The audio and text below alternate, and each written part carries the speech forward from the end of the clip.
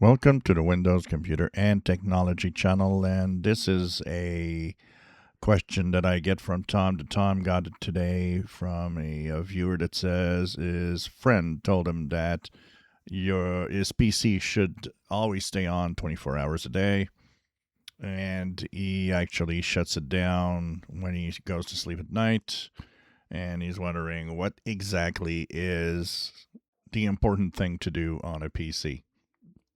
Well, first of all, if you leave it on all the time, or if you shut it down, it doesn't change anything.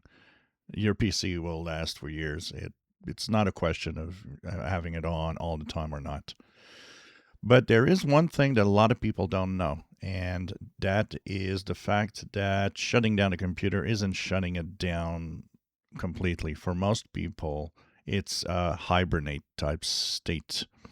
If you've noticed, your PC has a feature called, quick boot, and that fast boot is what makes your PC come to life really fast when you press a power button. You might have noticed that, the time from pressing the power button to being on the desktop is pretty short. And it is short because the computer, when you shut it down, you actually have on the hard drive a session and some files that are saved and are waiting to be picked up again to continue where you left off. So essentially, when you shut it down at night and you wake up in the morning, you're in the same Windows session that you were last night, because the fast boot is enabled by default on most PCs. So what you should actually do, if whether you keep your PC on all the time, whether you shut it down at night, is a restart once a week.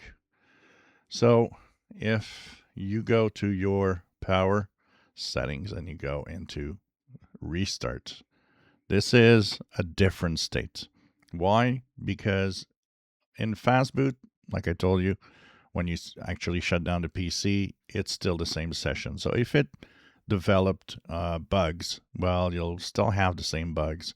If it gets with too many files, if the work table that's saved on the hard drive is too big, it might get sluggish, slow down.